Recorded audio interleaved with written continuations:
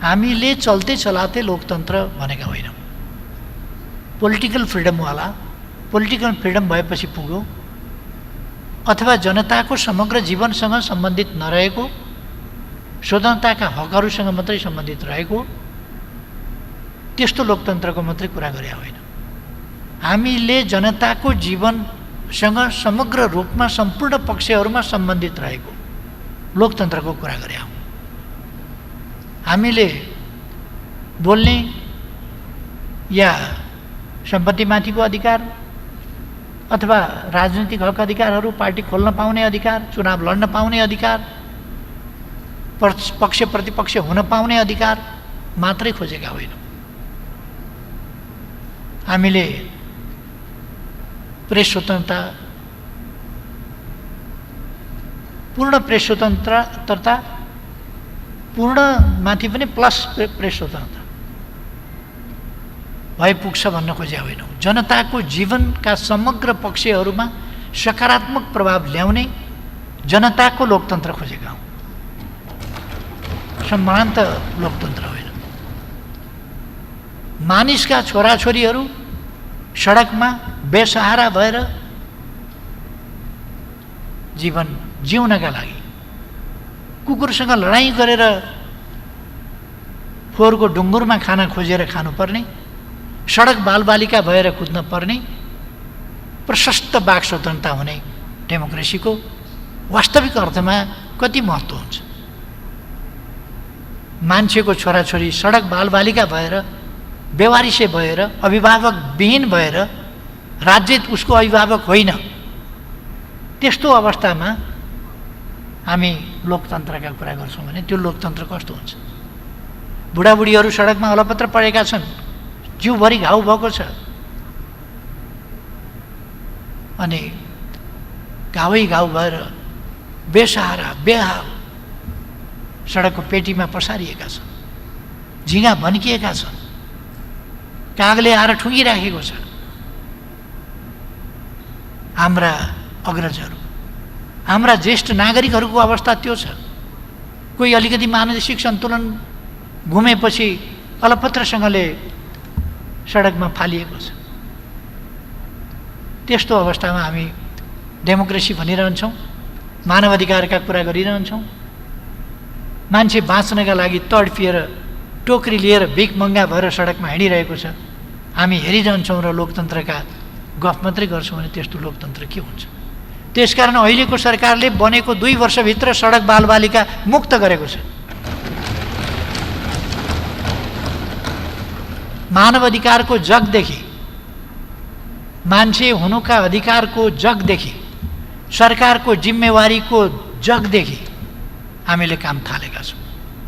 टुप्पो टुप्पोमा मात्रै होइन, सर्फेसियल डेमोक्रेसी होइन।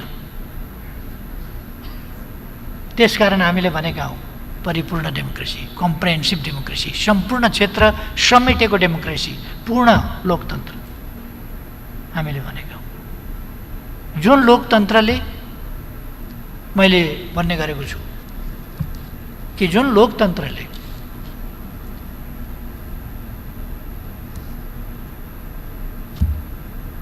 पर क्यापिटा इन्कम अथवा जिडिपी नापेर हामी यहाँ पुगेका छौँ भन्ने, तर बालबालिका सडकमा कुकुरसँग लडाइँ गरेर खानेकुरा खोजेर बाँच्ने कोसिस गरिरहेका छौँ। हामी जिडिपी र पर क्यापिटा इन्कमका कुरा गर्छौँ। त्यसकारण हामीले भनेको त्यो चल्ते चलातेको त्यस्तो डेमोक्रेसी होइन। डेमोक्रेसी उहिले अब्राहम लिङ्कनले भनेको थियो, of the people, by the people, for the people. तर यति वर्षपछि पनि अहिले पनि बेगरै सडकमा हिँडिराखेका छन्। समृद्धिको गान बखान भइराखेका हुन्छ। 1000 पल्ट विश्व विनाश गर्न सक्ने हतियार निर्माण भएका हुन्छन्, तर एउटा मानिसको सन्तान बेगर भएर हिँडिराखेका हुन्छ। स्ट्रिट चिल्ड्रेनको रूपमा, स्ट्रिट चाइल्डको रूपमा हिँडिराखेका हुन्छ। म ठान्छु त्यस्तो सरकारहरूले शरमबोध गर्नुपर्दछ। त्यसकारण यो लोकतन्त्रको परिभाषा बुझिएन। परिपूर्ण भनेको के हो भनेको यो मानव जीवनका सम्पूर्ण पक्षहरूलाई ध्यान दिने, लोक कल्याणकारी राज्यको अवधारणा अनुसार सामाजिक न्याय र समानता सहितको उपलब्धिहरूमा सबैको पहुँच र सेयर भएको यस्तो लोकतन्त्र भनियो। यो नक्सा हामीले जुन नयाँ छापेका छौँ अथवा संविधानमा जुन परिवर्तन गर्दैछौँ त्यस कुराले थुप्रै कुरा पाठ्य पुस्तकहरूमा परिवर्तन ल्याउनेछ।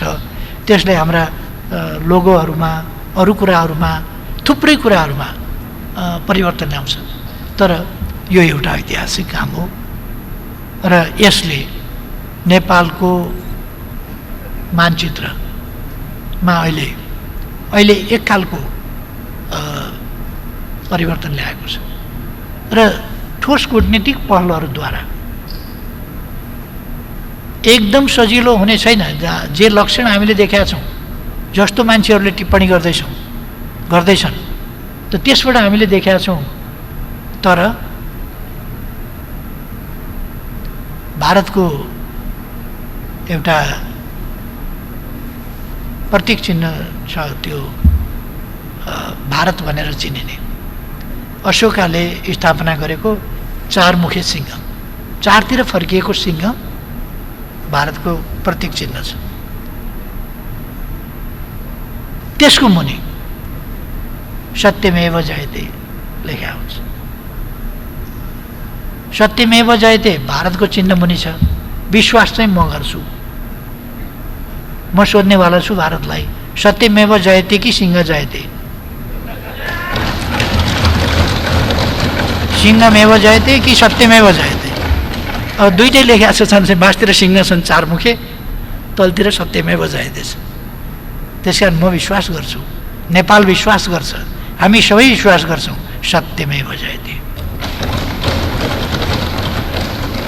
त्यसकारण हामी हाम्रो भूमि फिर्ता गर्न सक्दछौँ, किनभने सत्यमेव जयते।